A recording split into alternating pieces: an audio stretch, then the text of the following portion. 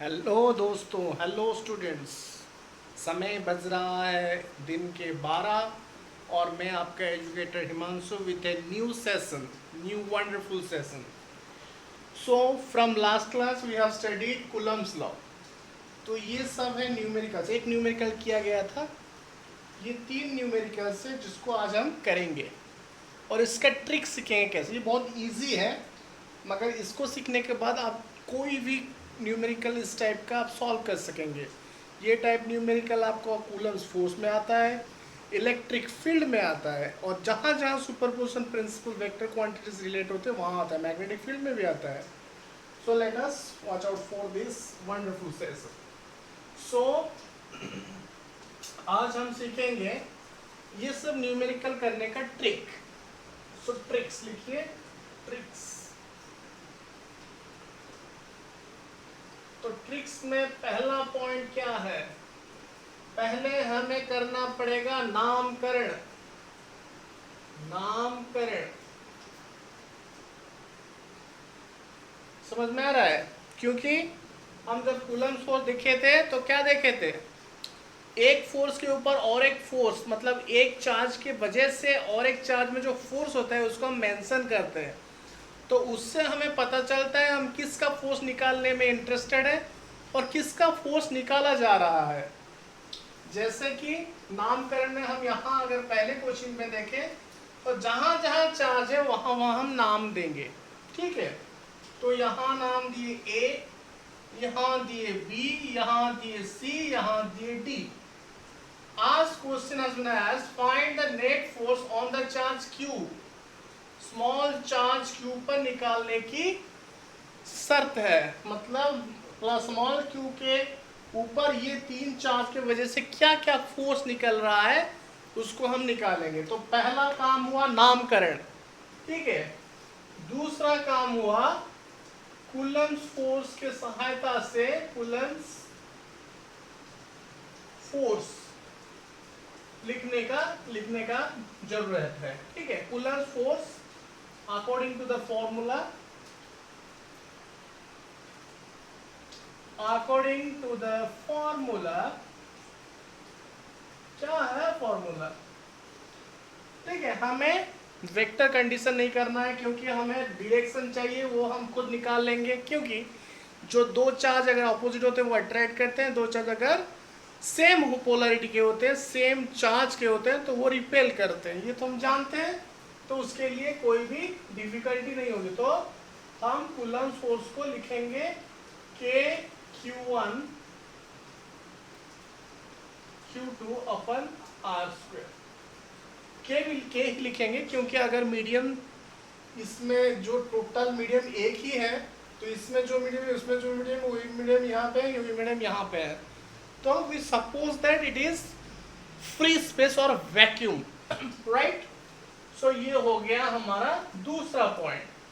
तो तीसरा और वाइटल पॉइंट जो कि वेक्टर का कंसेप्ट भी समझाता है वो है superposition principle. Apply superposition principle. Okay, और आगे जाके हमें थोड़ा सा वेक्टर एडिशन यूज करना है। 4 नंबर पॉइंट हो गया वेक्टर एडिशन। अब आपका प्रस्तुत हो गया, आपका ये जो सॉल्यूशन प्रिपेयर हो गया बहुत ही आराम से। ये 4 पॉइंट, बस 4 कदम, ये 4 कदम आपको मेरे संग लेना है और आपको सॉल्यूशन धड़ाधड़ मिलता चले जाएगा। ठीक है, तो let us try. So from question number 1, ये ट्रिक्स 4 आप अपने नोट कॉपी में नोट डाउन कर लीजिए। तो हमारा क्वेश्चन नंबर 1 को मैं और एक बार यहां लिखता हूं। तो 4 चार्ज हैं, 4Q, सब सेम डिस्टेंस में है। ठीक है, 4Q, 2Q, small q and capital Q। Okay, तो नामकरण हम देंगे। तो नामकरण जैसे मैं बोला था पहले, तो A, B, C and D। तो पहला पॉइंट खत्म हो गया। तो अब हमें निकालना है, आज क्वेश्चन आस्क्ड, तो छोटे वाले क्यू के ऊपर कौन कौन सा चार्ज, ये तीनों चार्ज की वजह से जो फोर्स पड़ रहा है उसको निकालेंगे। ठीक है, तो जैसे कि हम नामकरण कर दिए, अब हमें फोर्स के इक्वेशन लिखने में बहुत आसानी होगी। देखिए कैसे, तो मैं सी के ऊपर निकालूंगा इस वजह से, मतलब ए पॉइंट में जो चार्ज है, तो लिखूंगा क्या, फोर्स ऑन सी, मतलब चार्ज क्यू पे because of A, F C A. Coulomb's law जो मेरे से अच्छे से समझा होगा, ये आराम से समझ पा रहा होगा इसका मतलब जो इम्पोर्टेंस, राइट। सो एफ सी ए, तो लिखेंगे कूलम्ब्स इक्वेशन। कूलम्ब्स इक्वेशन में बोला था कि दोनों चार्ज, पहला चार्ज 4q, दूसरा चार्ज स्मॉल q, उसके बाद डिस्टेंस का स्क्वायर, ये डिस्टेंस दिया है d, d, d, तो a से c का डिस्टेंस, दूरता कितना है 2d, 2d का स्क्वायर। और डायरेक्शन कहाँ होगा, रिपेल करेगा, रिपेल करेगा, रिपेल करेगा, तो फोर्स कहाँ होगा, इधर रिपेल करेगा या इधर। यहाँ पे बहुत बच्चे कंफ्यूज जा जाते हैं, क्यों, क्योंकि रिपेल तो करेगा तो ये उसको धकेला, ये इसको धकेलेगा, तो दोनों चार्ज इधर तरफ चाहिए, तो फोर्स कहाँ निकालेंगे, फोर्स का डायरेक्शन किस तरफ होगा। तो बहुत ही इजी है दोस्तों, बहुत ही इजी है बच्चों, इसको हमें ध्यान रखना होगा। जो चार्ज के ऊपर हमें फोर्स निकालना है वो चार्ज को हमें पकड़ के रखना है, क्योंकि उसी के ऊपर फोर्स लग रहा है ना, तो फोर्स का प्रभाव हम इसी के ऊपर देख रहे हैं। तो ये चार्ज को ये फोर्स क्या करेगा, धक्का देगा, कहाँ, पीछे की तरफ। क्यों, रिपेल करेगा, क्यों, similar charges repel each other, fundamental law of electrostatic, पहले क्लास में मैंने बताया था। ठीक है, इसीलिए बेसिक का बहुत इंपॉर्टेंस है। तो अब डायरेक्शन कहाँ होगा, यहाँ, कहाँ, AC प्रोड्यूस्ड, AC प्रोड्यूस्ड, ठीक है, तो AC प्रोड्यूस्ड आप वेक्टर के साथ भी कर सकते हैं। क्या लिखेंगे, along x direction, along x direction क्या है vector, I cap, very good, I cap। so force on C due to A, अब निकालेंगे फोर्स ऑन C दूसरी चार्ज वजह से, force on C due to B, ठीक है। सो कूलम्ब्स लॉ लिखेंगे, क्या लिखेंगे, के एक चार्ज क्या हुआ 2q, दूसरा चार्ज क्या हुआ स्मॉल q, उसके अंदर दूरता कितना हुआ d, d का स्क्वायर, तो क्या हो गया 2kq ओपन d स्क्वायर। ठीक है, इसका डायरेक्शन क्या होगा, इसका डायरेक्शन क्या होगा, फोर्स यहां ढकेलेगा, रिपेल करेगा, इधर नहीं, मैंने बोला था, क्या बोला था, जिसके ऊपर लगेगा फोर्स उसी पे फोर्स का प्रभाव हम फील करेंगे। तो इसको पकड़ के रखिए, इसके लिए इसका फोर्स हमें कैलकुलेट नहीं करना है, इसके वजह से इसमें जो फोर्स है वो कैलकुलेट करना है। समझ रहे हैं मेरे बात, ठीक है। तो ये क्या होगा, BC produce, same direction along x axis, vector में लिखने से अलोंग एक्स एक्सिस क्या होगा I कैप, समझ पा रहे हैं, BC प्रोड्यूस्ड। अच्छा, ये सब फोर्स जब उसको लिख रहे हैं, ये सब फोर्स को थोड़ा सिंप्लीफाई करना पड़ेगा। ये सब जो बड़ा बड़ा चीज है उसको हम एक स्मॉलर पार्ट को एक एज्यूम कर लेंगे, एक कांस्टेंट पार्ट, उसके बाद उसका मल्टीपल लिखते जाएंगे। जैसे कि ये हो गया 4kq, इसको और एक बार लिख देते हैं, नीचे लिखूंगा, ठीक है। सो FCB, तो अब D के वजह से CD, force on C due to D, notation को बहुत अच्छे से पहचान पा रहे हैं आप, तो आपको बहुत ही मजा आएगा। इसी को लेकर हमारे IIT में क्वेश्चन पूछा जाता है, हमारे SC वर्मा में क्वेश्चन है, जो भी बुक उठा के आप देखिए बहुत ही अच्छे से आप कर पाएंगे। Force on C due to D, so वही Coulomb's law, K Q q upon D का स्क्वायर। ठीक है, तो क्या हो गया के क्यू क्यू डी स्क्वायर। अब देखिए इसका डायरेक्शन कहाँ होगा सर, उसी डायरेक्शन में होगा। नहीं, इसको पकड़ना है और इसके वजह से ये क्या करेगा, धक्का देगा। किस तरफ, इस तरफ। समझ पा रहे हैं? सो डायरेक्शन हुआ यहां, तो डीसी प्रोड्यूस्ड। डीसी प्रोड्यूस्ड अगर वेक्टर में लिखना चाहें तो negative direction of x axis. समझ पा रहे हैं? Negative direction of x axis मतलब माइनस आई कैप। Very good. सो इस तरह से हम तीनों फोर्स लिख लिए। थोड़ा सा सिंप्लीफाई करेंगे। ठीक है, F C A vector is equal to, तो इसको अगर लिखूंगा तो क्या लिखूंगा, 4k क्यू क्यू अपन 2d का स्क्वायर 4d स्क्वायर। तो 4 4 कट गया, तो k q q by D square, k Q q by D square. इसको मैं कांस्टेंट पकड़ता हूँ, क्या f पकड़ता हूँ, सिर्फ f। ठीक है, और डायरेक्शन क्या हुआ, AC प्रोड्यूस और आई कैप। AC प्रोड्यूस लिखता हूँ, AC प्रोड्यूस्ड। ठीक है, अब FCA गया, FCB का देखते हैं। FCB का देखें 2k बाई डी स्क्वायर। अगर k बाई डी स्क्वायर को हम f लिए तो इसको क्या हो गया, 2f। Very good, 2f BC produced. समझ पा रहे हैं? अब FCD क्या होगा, k बाई डी स्क्वायर, यही है, तो ये हो गया f। क्या होगा, BC प्रोड्यूस्ड। समझ में आ रहा है? ठीक है, अब तीनों फोर्स हम हमारा फॉर्मूला डाल के कूलम्ब लॉ से निकाल दिए। अब हमें क्या करना है, हमें अब थर्ड स्टेप करना है, क्या, अप्लाइंग सुपरपोजिशन प्रिंसिपल। जिसका मतलब है force on C will be the vector sum of all the forces acting at that point because of all the charges residing on the other points। तो ये क्या हो गया, F, इसको वेक्टर में लिखेंगे तो I कैप, ये हो गया प्लस 2F BC प्रोड्यूस्ड, इसका मतलब I कैप। उसके बाद CA,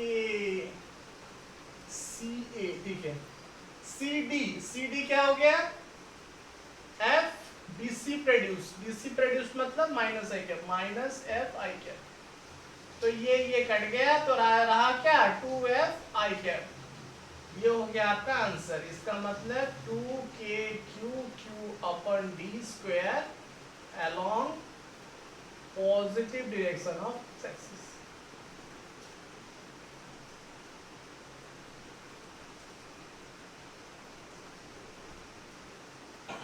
देखिए ये बहुत डीपली समझा है, इसलिए बहुत टाइम लिया।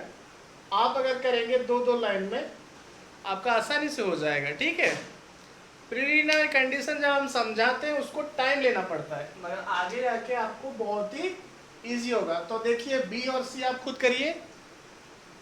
Yes, pause the video and right the question and do the answer, और उसके बाद मेरे साथ मिला लीजिए, क्योंकि पहले थोड़ा सा इधर उधर हो सकता है, क्योंकि हमारा कॉन्सेप्ट जो है उसको बिठाना पड़ता है सही से। हाँ ठीक है, अब मैं कर रहा हूं बी, बहुत ही इजी है। तो बी हो गया क्या, ऐसा दिया है कुछ, 9Q दिया है, 16Q दिया है, स्मॉल q दिया है, 3D दिया है उसका डिस्टेंस, 4D दिया है उसका डिस्टेंस। ठीक है, तो पहला पॉइंट नामकरण। वेरी गुड, नाम कहाँ देंगे, जहां जहां चार्ज है तो दीजिए ना, A B C समझ पा रहे हैं? तो ए बी सी हम नामकरण दे दिए, अब करेंगे क्या? अब निकालेंगे force on B due to A and C. मतलब एसी पॉइंट में तो कोई नहीं, वो चार्ज जो है उसके वजह से, ठीक है। तो लिखेंगे Coulomb's law, force on B due to A. तो क्या होगा?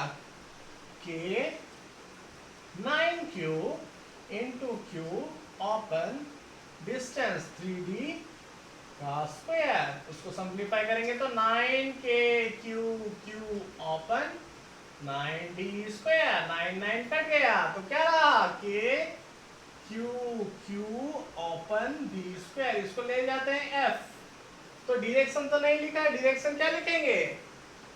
तो 9q तो रिपेल करेगा तो ऊपर जाएगा ना बच्चों, ना ऊपर नहीं जाएगा, इसको पकड़ के रखिएगा। बार बार बोल रहा हूं, मैं खुद ही आपको कंफ्यूज कर रहा हूं। मतलब आपका कॉन्सेप्ट बिठाने के लिए जो भी चार्ज के ऊपर हम फोर्स निकालेंगे उसको पकड़ के रखिएंगे, क्योंकि उसके ऊपर फोर्स निकल रहा है, ना कि वो जाके और के ऊपर फोर्स लगा रहा है। समझ पा रहे हैं? Force on B due to A, force on B, B के ऊपर फोर्स पड़ा है, किसके ऊपर? किसके वजह से? ए के वजह से। वो क्या करेगा? रिपेल करेगा। तो ये हुआ उसका डायरेक्शन। तो क्या लिखेंगे? A be produced, A be produced. अगर आप लिखना चाहे वेक्टर में तो क्या लिखेंगे? क्या? Perpendicular negative of Y axis. क्या होगा? माइनस जे क्या? Very good. So force on B due to C, K 16Q into Q open distance 4D का स्क्वायर। क्या होगा? 16K Q open 16D square, 16 cut गया, कहाँ रहा? AF रहा, डायरेक्शन इधर की तरफ, तो माइनस आई कैप। सो क्या हो गया? F CB produced. प्रोड्यूस क्यों लिख रहे हैं? क्योंकि वो बाहर की तरफ निकल रहा है और यहाँ CB खत्म हो गया, तो हम प्रोड्यूस कर रहे हैं उसको ना। तो F CB प्रोड्यूस्ड। अब नेट फोर्स ऑन B पढ़ेंगे तो क्या निकालेंगे? FBA plus FBC। तो ये तो डिफरेंट डायमेंशन में है, डिफरेंट मतलब एक आई कैप में एक जे कैप में, उसको हम मिला नहीं सकते। आइदर हमें वेक्टर लिख के उसको मिला देना है, या फिर triangle law of vector addition या parallelogram law of vector addition use करना है। यहाँ पे यूज करेंगे पैरेललोग्राम, क्योंकि ये क्या है? कोलिनियर है, को इनिशियल है, सेम पॉइंट से निकल रहे हैं दो वेक्टर, को initial vectors. So force on B क्या होगा? तो इसको क्या लिखेंगे? इसका फॉर्मूला क्या है? इसका फॉर्मूला यहाँ लिख रहा हूं। So resultant force is equal to force 1 का स्क्वायर प्लस फोर्स 2 का square plus 2f1 f2 cos theta. cos theta, theta क्या है? Angle between the two forces. तो यहाँ पे लिखेंगे force on B is equal to क्या होगा? एफ बी है तो एफ है, एफ बी सी भी एफ है, तो क्या लिखेंगे? F square plus 2 F square मतलब F into F cos theta, theta force between two, ये आई कैप है ये जे कैप है, तो को परपेंडिकुलर है, तो cos 90 का रूट ओवर, तो एफ स्क्वायर प्लस ये तो टोटल जीरो हो गया ना, क्योंकि cos 90 जीरो है, तो क्या होगा? √2f। तो √2f है इसका मैग्नीट्यूड। डायरेक्शन के लिए हमें क्या चाहिए? डायरेक्शन याद है? Parallelogram law of vector addition, tan alpha, हाँ फॉर्मूला क्या है? b sin theta upon a plus b cos theta. याद है फॉर्मूला? या भूल गए? भूले बिसरे बातें याद कर लीजिए, बहुत काम में आएगा वेक्टर में। तो यहाँ तो पूरा फुल वेक्टर है और यहाँ पे आपको वेक्टर का कॉन्सेप्ट आना ही आना है, ठीक है। तो यहाँ पे tan अल्फा क्या होगा? b sin थीटा, b क्या है? f sin थीटा क्या है? sin 90 open f plus f cos cos 90, cos 90 तो 0 हो गया, sin 90 1 हो गया, तो f अपन f, तो क्या हो गया 1, तो अल्फा क्या हो गया tan इनवर्स 1, तो क्या हो गया 45 डिग्री। समझ में आ रहा है? तो 45 डिग्री एंगल से यहां से फोर्स निकलेगा। तो आप लिख सकते हैं कि the resultant is making an angle 45 degree from this force or from that force. Okay या फिर आपको अगर क्वेश्चन में एंगल ही नहीं पूछा हो तो आप सिंपली क्या करेंगे, इसके लिए माइनस आई कैप, इसके लिए माइनस जे कैप, ऐसे करके लिख के ब्रैकेट कर देंगे। कैसे, किसमें, इसमें ये हो गया क्या F minus A B, A B मतलब माइनस जे प्रोड्यूस्ड, ठीक है, minus J cap plus F, ये क्या हो गया माइनस आई कैप, तो एफ को कॉमन ले लिए तो क्या बन गया माइनस आई कैप माइनस जे कैप, और एफ का वैल्यू क्या है F K Q Q upon B square minus आई कैप माइनस जे कैप। इसका भी अगर मैग्नीट्यूड लेंगे तो आपको पकड़ में आ जाएगा, ठीक है, इजी है। यहाँ पे थोड़ा एक्स्ट्रा किया क्योंकि वहां पे लाइन में फोर्स था पहले क्वेश्चन में, इसमें लाइन में फोर्स था, इसीलिए मुझे parallelogram law of vector addition की जरूरत नहीं पड़ी, पर यहाँ पढ़ रहा है तो हम करेंगे। डिफिकल्ट तो नहीं हो रहा है ना, समझ में तो आ रहा है। वेक्टर सिंपल वेक्टर, इसमें कोई इलेक्ट्रोस्टैटिक है, बस वेक्टर का थोड़ा सा एप्लीकेशन है। कर पाएंगे, जरूर कर पाएंगे, ठीक है। हम नेक्स्ट क्वेश्चन चलते हैं।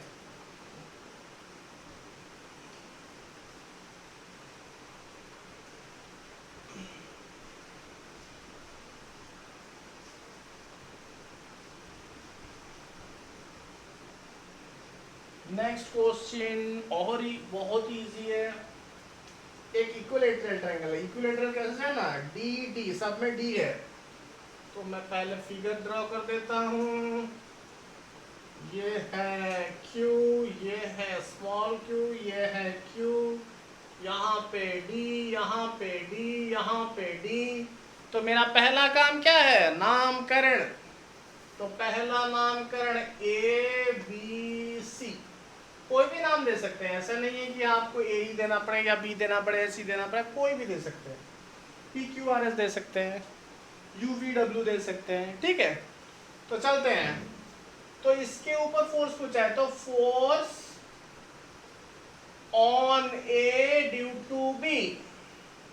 बच्चों देखो, हम नामकरण कर लिए, उसके बाद कूलम्स लॉ अप्लाई करेंगे, उसके बाद तो क्या करेंगे, स्केलर को अलग करेंगे, तो K capital Q small q upon B square distance, ठीक है। उसके बाद डायरेक्शन, डायरेक्शन कहाँ होगा, B A produced, BA produce और BA क्या, समझ में आ रहा है?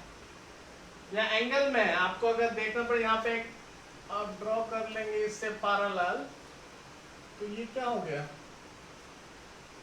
ये जो हो गया ये वही हो गया 60 डिग्री।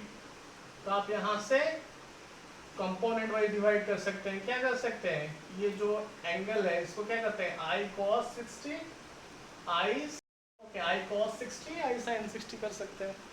तो हम इतना झमेला, इतना कॉम्प्लिकेटेड, मतलब इतना समझ में आ रहा है तो कर लीजिए, नहीं तो इजी में करते हैं हम। FAB, तो force on A due to C, force on A due to C, KQ upon B square, ये क्या हो गया, ये मैग्नीट्यूड हो गया। अब हम करेंगे डायरेक्शन, डायरेक्शन क्या होगा, CA प्रोड्यूस्ड। अच्छा तो देखिए एंगल क्या होता है ये दोनों के बीच में, ये जो फोर्स होता है ये फोर्स, ये फोर्स का नामकरण क्या दिए, इस फोर्स को दिए FAB, इस फोर्स को दिए FAC। अगर मैं इसको यहाँ से और थोड़ा सा मैग्नीफाई करके लिखूं तो क्या होगा, ये हो गया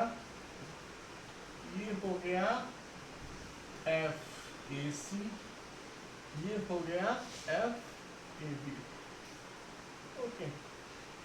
तो अगर देखेंगे तो ये दोनों तो समान है, इसको इक्वल टू एफ लीजिए, इसको इक्वल टू एफ लीजिए, तो ये हो गया एफ, ये हो गया एफ। तो हम क्या करेंगे, parallelogram law of vector addition डालेंगे। इसमें ये एंगल क्या होता है, इसका अगर पैरेलल हम ड्रा कर लिए हैं तो ये 60, ये 60 है, तो ये 60 है, ये भी 60 है, तो ये क्या हो गया, ये टोटल 120 180 है, ये हो गया 60 60 120, तो ये क्या हो गया, ये भी 60। ठीक है, तो दोनों फोर्स समान है 60 डिग्री, तो क्या बीच में जाएगा, तो कैसे जानेंगे, तो फोर्स पर डालेंगे अकॉर्डिंग टू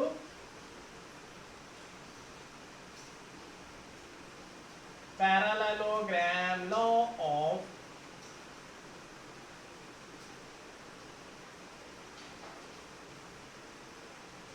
वेक्टर एडिशन।